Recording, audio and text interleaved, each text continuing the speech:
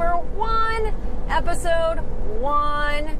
So this is how to plan out your route. If you don't really know what I'm talking about, we're revamping our YouTube channel and we're going to be doing series. So this is series called Coast to Coast, and this is episode 1, how to plan out your route.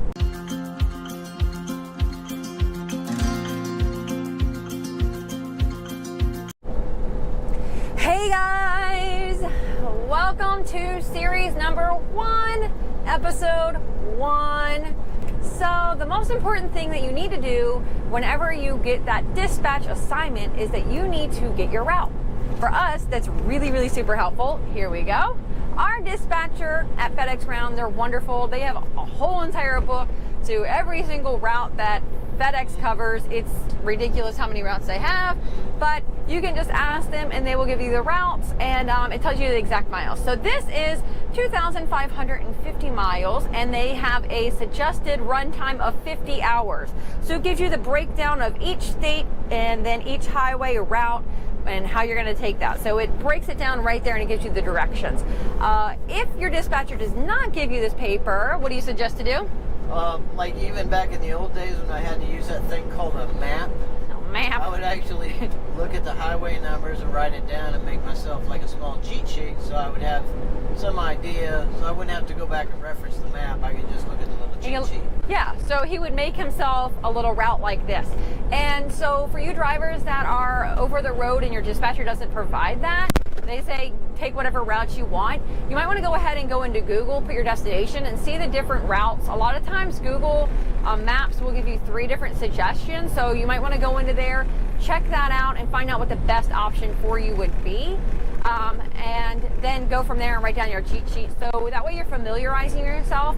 Even if the dispatcher's giving you these directions, go ahead and put it into a GPS and look at the route overall. So when you come up on those major cities, you're already familiarized with that route and you're not like, there's 10 lanes of roads. What the heck do I do? There's like 5 bridges and I don't even know.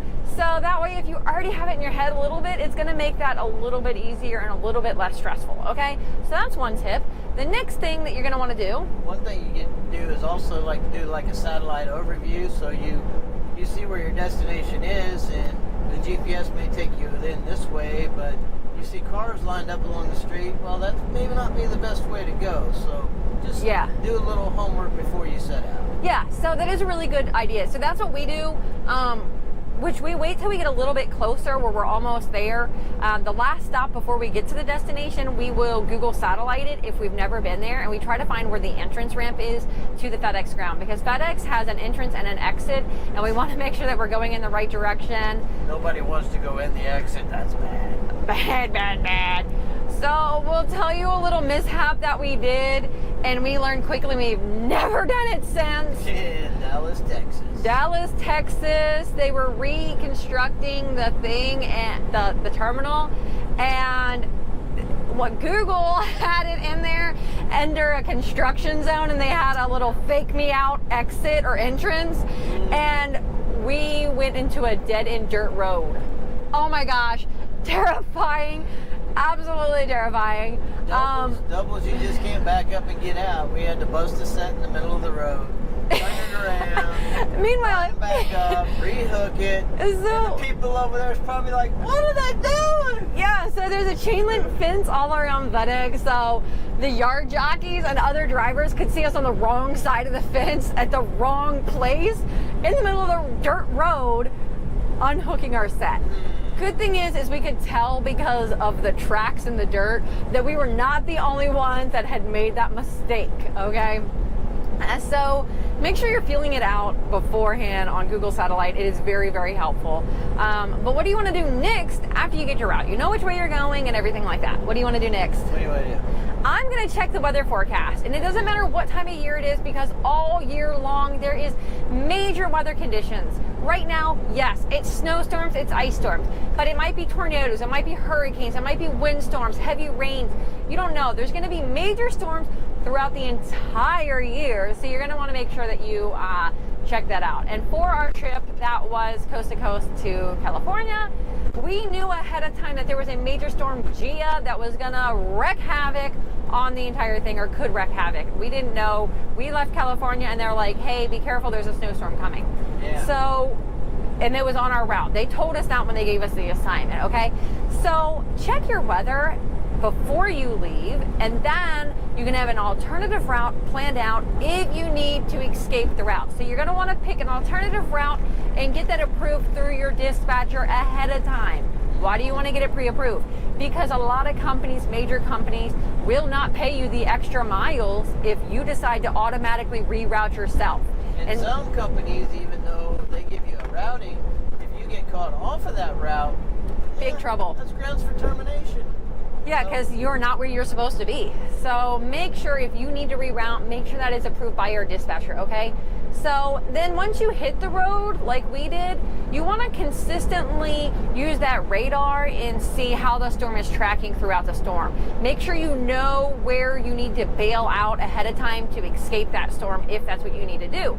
So that way you know ahead of time and it doesn't come up and you're like, where am I going to bail out? And then you realized, oh crap, I needed to bail off 50 miles ago on this other route, and now you're driving even more miles beyond the rerouting, and you're just creating more work for yourself, and then you're extremely frustrated and feel lost and confused. That just can pile stress on top of you. We already have a stressful job, so make sure you're checking the weather, check the route, know where you need to bail out and where you need to do that final weather check before you have to bail, okay? So that's really, really important to do that, to constantly check out and check. Make sure you're checking the radar. That way you know the way the storm's tracking, and check it often, because for the California trip, that's 50 hours. That's 2 days worth of driving, all right? So a lot can change in 2 days. Scott has this funny little saying about weather forecasters. What are they like? It's like a horoscope, you know, it's all a bunch of crap. They don't know what they're talking about. A bunch of nonsense. Yeah, so a lot can change. And it might not be completely accurate. So check and recheck, all right? Another thing that you're wanting to do then next is obviously do your pre-trip inspection. We're not going to cover those details. Y'all know how to do that, so make sure you're doing that, okay? And what do you want to do next is plan out your your fuel stops. Make sure you know where those are going to be. And for some, I know everybody has their preferred truck stop. You know what ours is. It is TA. We like the TA, all right? So make sure you know where they are along your route, because sometimes it can be really, really spaced out, especially when you're driving like Texas, California, Arizona. Sometimes when you get in the desert, it might be hours and hours before you find one. So make sure that you have that already planned out and know where you're going to stop, know where you might want to take a shower, know where you might hit rush hour traffic. So if you're going to get to Columbus, Ohio during rush hour traffic, you might want to stop in Dayton and take your shower. Things like that. El Paso and the highway's closed, and yeah, you don't want to accidentally cross the border.